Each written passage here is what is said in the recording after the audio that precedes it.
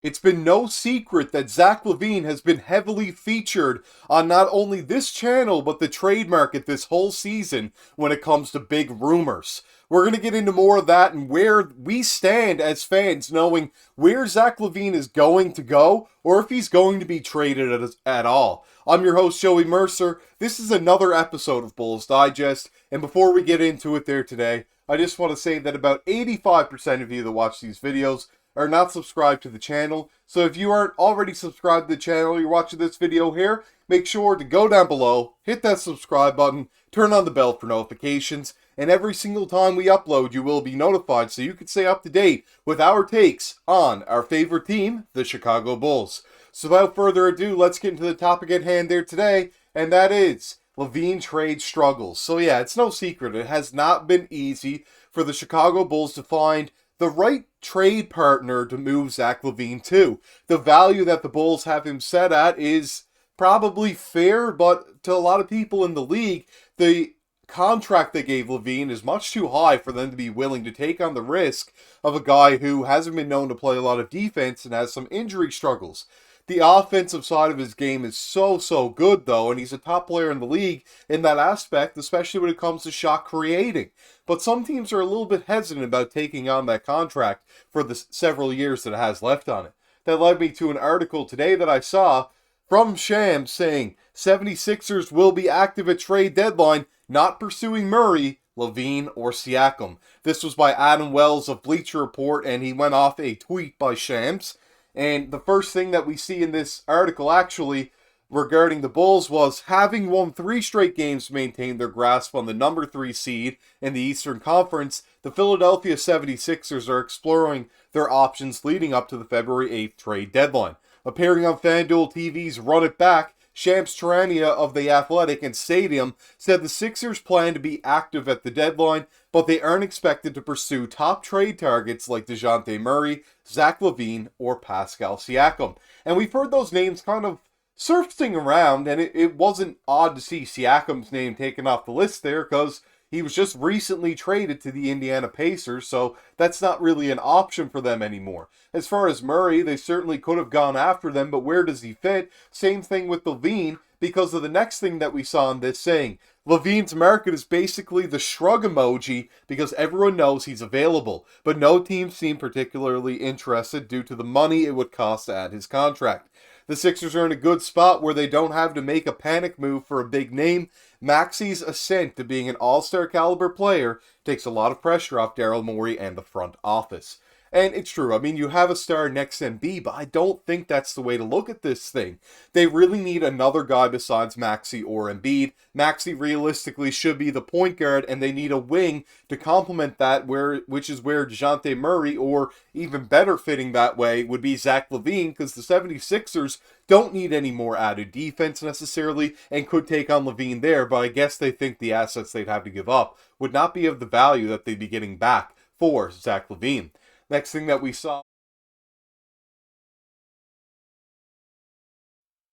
Brian Windhorst on rumors involving the Los Angeles Lakers and Zach LaVine. I think there's a 0% chance of the Lakers trading for LaVine. This was by Nick Ragu. And yeah, Brian Windhorst, this is an interesting person to come out and talk about this because he recently said that the Bulls would trade Zach LaVine for anything and would like to drive him to the airport. And now we're saying that the Lakers have a 0% chance of getting him and aren't going to go after Zach LaVine. So who is, when the Lakers have been at the top of the list, trading for LaVine, which is very interesting to see. Next thing we saw in this particular article was one popular narrative involving Zach LaVine is that he'll eventually land in sunny California to play for the Los Angeles Lakers. After all, the shoe fits perfectly, with the Lakers needing another scoring threat alongside LeBron James and Anthony Davis, and LaVine fitting that role seamlessly. However, according to ESPN's Brian Windhorst, those rumors are just that. He believes there is a 0% chance of the Lakers trading for LaVine. I'm not sure where Windhorst gets some of his ideas. This one in particular, I'm not really sure how much I believe. I think the Lakers definitely still have interest in Zach LaVine at the right price, and I would not be shocked if he ended up there by February 8th, but I'm just reporting here what we've heard from Brian Windhorst in this article by Sports Illustrated. Next thing we saw was on his Hoop Collective show, Windhorst was joined by fellow ESPN writers Tim Bontemps and Tim McMahon as they discuss the trade rumors involving LaVine and the issues plaguing the Los Angeles Lakers. Windhorst asserted his belief that the chances of the former slam dunk champion landing in LA are slim to none. I think there's a 0% chance of the Lakers trading for LaVine, Windhorst said.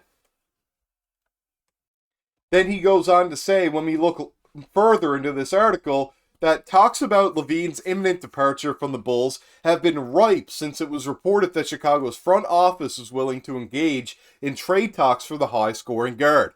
However, finding a trade partner has been tricky, although the Lakers often come up as a potential destination for LaVine due to their need for more scoring and playmaking. But Windhorst believes that the Lakers' current situation with Anthony Davis sidelined due to, and then it continues to say, doesn't say what he's sidelined due to, but then we go into the next part on this. I trust me, it was just not in the article.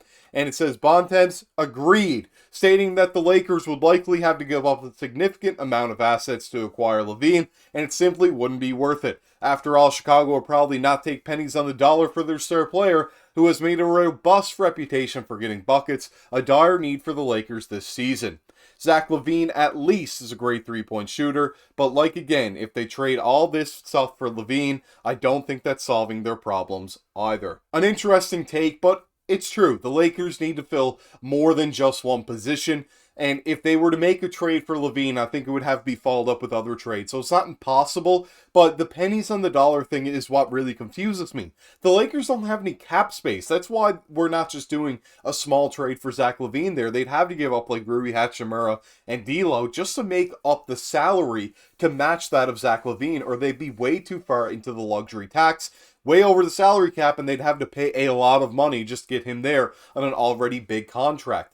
LaVine's contract obviously is not something that us as Bull fans like that much. However, he is a great player for this team, but the biggest issue is that the front office went out and signed him to such a large deal. I wasn't happy with at the time. I hope that they extended LaVine for sure, wanted to see what he could do with the Bulls, but I didn't think it would be of such a high value, and I'm not really sure what other teams would have offered him that length at that sort of money, which leads us to an issue of keeping him on the team. How better off are we going to be with him there? Is it going to be for short spurts that we go on little winning streaks? Or is overall, when we get into a round one playoff series, it's going to be a big issue with him wanting the ball in his hands and not being able to produce? That's something that we're going to have to see, as we've heard a few players around the organization like Caruso and Kobe White promising that we're going to be making at least the play-in, if not the playoffs this season.